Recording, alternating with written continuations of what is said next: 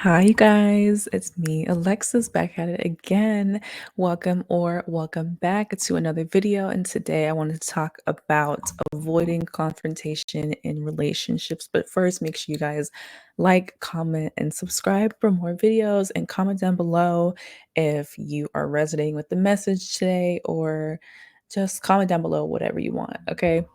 And I just want to say thank you guys to all my followers, new and old. Y'all keeping me together. Y'all keeping me grounded. And thank you guys. I really appreciate it. I love y'all. And I hope that we grow this channel, grow this community.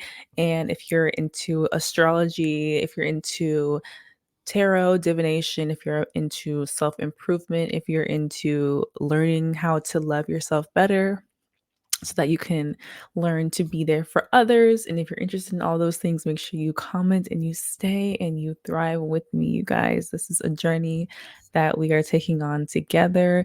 And I like to just like go through situations and go through life and then kind of just like self reflect and then just like share my own testimonies and share my own experiences and seeing if that will gain me more perspective. It'll gain me a little bit more knowledge, and hopefully it can help you guys if you take it for you. Chew the meat, spit the bones. Y'all know how that go. But yeah, thank you guys so much. So today we're going to be talking about avoiding confrontation in relationships and how this is actually killing your relationships. I actually just had recently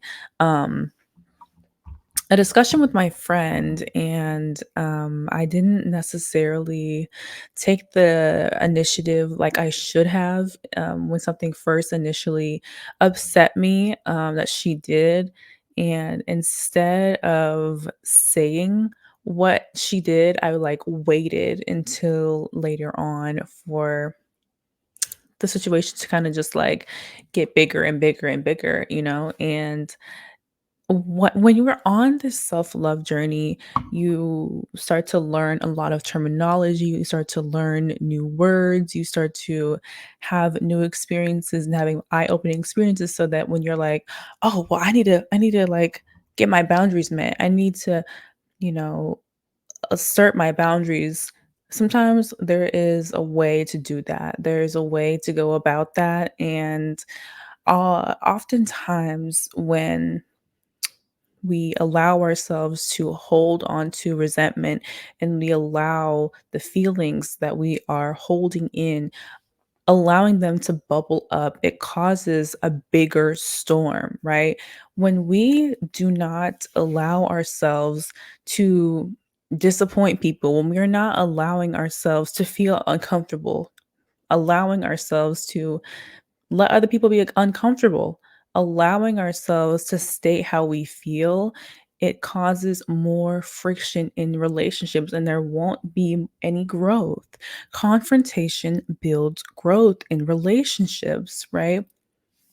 And, you have to think back to why, right? Because avoiding confrontation is really rooted in people pleasing. And we have to understand the why of why we do certain things so that we can address it and we can acknowledge it and then we can work on it. Like, as somebody that is really getting out of their people pleasing phase, I noticed that for me, I'm somebody that my childhood was looking like I was getting a lot of rejection. I was getting a lot of no's. I was getting a lot of isolation, and that kind of just like melded into my psyche. And so from a young age, I always was like, oh, I'm just not enough. Okay. So, then as an adult, you have to navigate these emotions that you're feeling and these stories that you're telling yourself that aren't necessarily true, right? And a lot of the time, what you'll see is that people pleasers are pleasing people that will never be pleased, right? Because they are constantly wanting more and more and more and more of you. And eventually you get to a point where you don't want to give anymore and you just are so depleted and you are so burnt out that you just break down. And when you are no longer available for them and you are no longer a source of service to them, that's when you see people's true colors, right? Because they can no longer use you, use your labor, use your love, use everything that you've been pouring into this person tirelessly. And it's just like, for what? This person never asked that. Like, when you think back to a moment where you were overgiving and overpouring and oversaturating yourself for a particular person, you realize that that person never really asked for those things. Like, it's one thing to care deeply about somebody and love them and to show up for them, but when you yourself are depleted and you still feel this obligation to show up for somebody even though you have nothing to give, it then really in turn reinstates this feeling of instability, so that we want to do more, we want to do more when we're running on less. We're running on less, and people are going to take it. If somebody loves you and cares for you, they're gonna be like, "Hey, I got this. It's cool. It's cool." But if somebody, they don't see your best interest at heart, they might use this for their own advantage. And they say, "Hey, this is somebody that I can use. I can get over." And what we want to really pay attention to when you are getting out of people pleasing is that it's okay to have a moment where you feel frustrated, right? Go in here in your soul and find and navigate, where are these feelings coming from, and why do you feel frustrated? Do you feel frustrated because you don't want to be left alone? Do you feel frustrated because you feel like you're overgiving again and you don't want to get back into that pattern? What is it about this situation that makes you feel frustrated? Allow yourself to take a step back, right? Instead of giving and giving and giving, take a step back and decompress. Get back into your body. I'm somebody that I even still struggle with this today. Being in my head a lot, and being in my head stemmed from trying to control the situation, trying to control other people's actions, trying to control how people viewed me, because when I was younger I didn't feel safe, and my survival instincts, my survival technique, if you will, was, okay, well, if I make the peace and I just make everyone happy and I do all these things, and I can feel validated, I can feel safe. But then I ended up feeling depleted, right? It's like you get that like quick dopamine hit, but after you want more and more and more. But then you realize that what you're looking for is security, right? You want safety, you want comfort, and that safety and that comfort is something that we can only get from ourselves, right? And to acknowledge the things that we've seen, acknowledge the pain that we felt, acknowledge feeling isolated, acknowledge the feelings of not wanting, not being good enough, but knowing that you are good enough, knowing that you are validated, knowing, sorry, just, I got my hair done today. I'm just like, is it giving Coretta? um, but it's important that you know that if you are not okay, it's okay. It's all right. If you want to cancel on a dinner, if you don't want to really go to an event, if you don't really feel like speaking to somebody right now, that is okay. That is okay. And sometimes when we had people pleasing tendencies, we come from families that expect us to show up anyway. Oh, you're sick. Oh, I don't care. Still come. Oh, you don't want to see this aunt that always talks about your body. It doesn't matter. Don't be sensitive, still come. And out of obligation, you feel like, okay, let me put my feelings to the side. Let me decompress. Let me repress and let me put everything inside here instead of expressing how I feel. Hey, I don't want to do this. This is not something that I'm comfortable with. I don't feel like I'm in the best mood to be here. I'm going to politely decline. And the power of no is so, so important when you are on this journey of self love, of self healing. No is going to be your best friend, right? Knowing when to say no, knowing when to say yes, getting back into your body. Because a lot of the time, when we are in our head and we are stuck in our head and we're trying to predict every little thing, we then separate our mind and body to have a cohesive connection to one another, so that if you have outside influence that is harming you, you can then react in a certain way and to know how to survive and know how to protect yourself because you are in touch with your body. You have those naturally bodily instincts in you to be like, okay, well, this is not feeling safe. I'm going to remove myself from the situation. And this comes with time. This comes with trial and error. And when you're on this journey, it's important to give yourself grace. It's important that sometimes when you have operated in one modality for so long, when you try to change up, when you try to switch up and you start asserting your boundaries, people are going to have adverse reactions. They're either going to be like, oh, thank you. I've always wanted this. I wanted you to stand up for yourself. I wanted you to say no. I wanted you to put yourself first. Now it's like, there's also people that have a reaction that are like, oh, what do you think you're doing? Oh, you want to have boundaries all of a sudden? Oh, you think you good now? You think you've changed? But when you declare yourself new, you have to move like you are new, saying no to situations that do not serve you, saying no to people who do not serve you. Like, even I had a situation and this person, you know, they came in and they came in pretty hot, right? And I was just like, okay, let's see.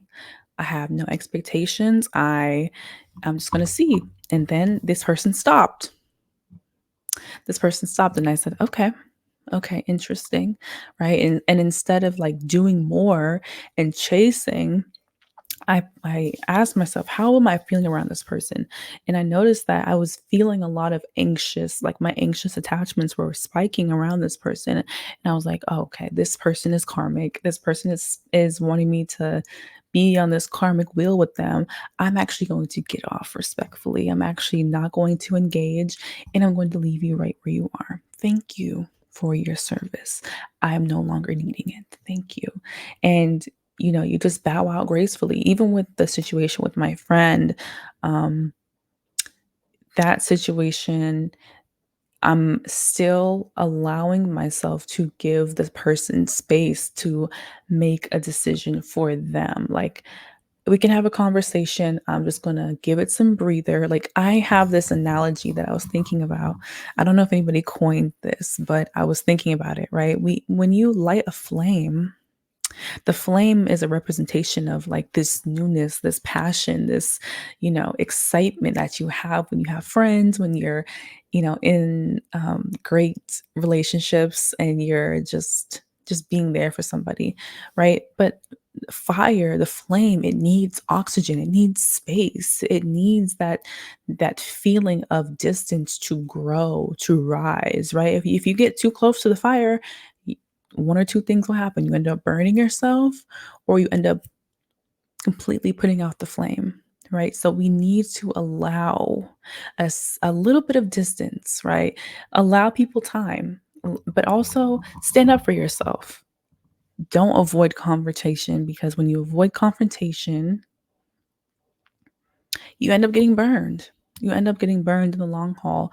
And if this is somebody where you bring up how you feel and they shut down, you know, you can, okay, comfort yourself. How am I feeling? Okay. And then also be like, hey, I understand that you're feeling like this. If we need a moment to just breathe, we just need some space. Let's do that, but we still have to address the situation. Give it a moment, take a step back, and let this person compartmentalize on their own process. And you work on your process. You work on what you were speaking to this person about in the confrontation. And you don't have to, go all out and go crazy and cuss them out. You can just be like, hey, I didn't like this. This is not something that I put up with. This is not in the terms of our agreement. This is not what I like. No, you have to do this again. Like, be very assertive. Stand firm in your choice. Stand firm in who you are, because that is a way that people are going to respect you. People are not going to respect a people pleaser. I'm sorry. People are not going to respect a people pleaser. Like, when I think back, I'm like, "Ooh, I did XYZ," and it's like kind of embarrassing, but don't judge yourself. Just acknowledge what you have done and take accountability. Yeah, what I did was messed up. Yeah, I could have done this better. Yeah, when this showed up initially, I should have spoke on it right then and there. I shouldn't have waited and waited and waited and waited and waited and waited. That's not what we're doing, right? We're not walking on eggshells with people. We're letting people know how we feel, right? And how they react is how they react. It's not a determinant of who you are. It's not a determinant of where you're at, right? Because the quicker we call things out, the faster we can get to resolution and the faster we can get back to what we were doing and we can have fun. Okay. But all of the built up resentment, it's energy that is locked in our bodies and it has to go somewhere.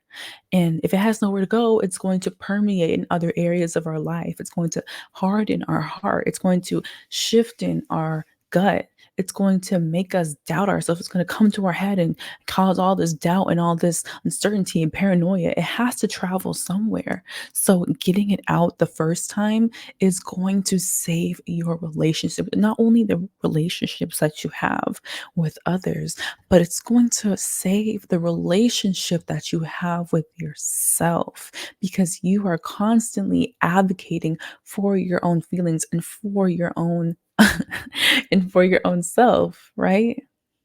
And it's an amazing feeling to be like, no, this is not what I want. And then that makes you become your own individual. That makes you have your own identity because you know what you like, you know what you don't like, you know what you're going to put up with, you know what you want, right? And it's going to make things come faster to you. The more you push things away that are not for you, the more you call out things that you don't like, the better things happen, the better things come to you and the more satisfied you feel and the better you can have more loving and long lasting relationships that help you feel secure. But first we have to build that security within ourselves before we can even expect anybody else to give us a sense of security, right? Because people are people. We all have our shortcomings, we all have our faults, even me, right? Even me coming on here and sharing my journey, sharing my trauma, sharing my my difficulties. Um, I'm learning. I'm learning, and it's a process. And don't be scared to be abandoned. Don't be scared to leave people alone. People aren't expendable. We're not narcissists, right? But we have to have self-preservation first and allowing ourselves to stick up for ourselves first, we then open the door for people who then want to stick up for us as well. And if you're somebody who struggles with sticking up for yourself, think of the little version of you that never had somebody to be like, hey, don't mess with them. Don't mess with her. Don't mess with him. You're standing up for that person. You're standing up for that little you. You're standing up for teen you. You're standing up for this version of yourself that didn't have that advocate. You are now that advocate. When I think back to like little Alexis, I'm like, oh, there's a picture of me right there. I was going to pull it out, but I have my cousin in it. So I'm like, I don't think she would want to be on camera, but, like I think about that. I think about the times when I was just like, oh my gosh, I feel so isolated. Like I'm not, people aren't liking me. And I had to be like, bitch, I'm fine. I'm okay. I like me. I love me. And that's what you have to do. That's how you have to move, not loving yourself so that you can get that love, that external love or that external support. Loving yourself because this is what matters most, right? Not out there, the external, the things, the cars, the jobs, the people, the relationships. Those are just residual effects of what happens here, of what happens when we love ourselves here, right? Don't avoid that conflict with ourselves because then we start to build conflict within our own selves and we spread it onto other people. We put poison onto other people. And that's not what we want to do. That's not what we want to do. We want to love people. We want to cherish them. We want to support them on our journeys. And as they cross paths on one another, we want to help each other, welcome our differences on these journeys. But we can't do that if we don't have confrontation, right? Listen, listen. And it starts with the boundaries that we have for ourselves, right? So think back to a time when How did my boundaries get so loose, right? And we have to ask ourselves, what does it matter if other people like us? What does it matter if the collective likes us? Right? Because the same way that we see people get love and adoration and support, the same way those same people can flip on them in the same instant. Is this person just going to crumble? No. They have themselves, they have their own integrity, they have their own identity, they have their own internal support system. So they're like, "Oh my god, this is crazy. That's annoying," but they're okay. They're okay because they have themselves. And when they have themselves, then other people can gravitate to them and be like, "Oh, let me support you because I see that you need extra support." And that's what it's all about, y'all. And that is what it is all about. Um, I really hope that you guys like this video. Please comment down below. And also, I just want to have like a little tidbit with astrology. We're having a full moon in Aries, October 17th. And, this full moon is all about ways in which we stand up for ourselves. What are we doing that is blocking ourselves of this support that we have for ourselves, the strength that we have for ourselves? What are we doing? What are we encouraging? What are we participating in and entertaining that is blocking us for our own sense of self, our own sense of happiness, our own sense of peace? The things we have to give to ourselves first, putting ourselves first, like this Aries North Node conjoined to this full moon. It's about letting go of those things that do not allow us to put ourselves first. Right. And for me, this is my 12th house. So, it's the house of the unseen, the house of the unknown. It's the house of our subconscious mind. How are we subconsciously holding ourselves back from putting ourselves first? And a lot of that for me stemmed from childhood, stemmed from me people pleasing. So, this is a really, really great time for shadow work. This is about releasing. So, wherever you have areas in your chart, this is about the area of culmination of releasing and shedding away that area so that we can become anew, so that we can become the version of ourselves that is the version that is, right? The version that we put ourselves first, the version that knows how to say no, the version that I'm sticking to my goals, I'm sticking to my plans. The version of us that has discipline, because discipline is love. Discipline is love. And with Saturn and Pisces, it's like, what are ways in which we can assert our own sense of boundaries on ways in which we have tried to escape and have escapism tendencies? Okay. And if you guys want a whole breakdown of the full moon in Aries, please let me know. I think I'll be doing it. I'll see. I'll see. Sometimes, like the astrological calendar is just like really sensationalized. Like, oh, let's talk about it. But some things I'm like, girl, what's going on? But then I really feel it, and I'm like, let's talk about it because we want to do things that we feel inspired to talk about. But yeah, you guys, thank you guys so much. This was um this was a fun video. Please let me know if this really resonated with you guys. And hope y'all are all well. Please let me know how you're feeling in the comments. And tomorrow I'm gonna go see Kate Renata. I'm so excited. I I didn't see Beyonce for the Renaissance tour, so this is like my makeup kind of.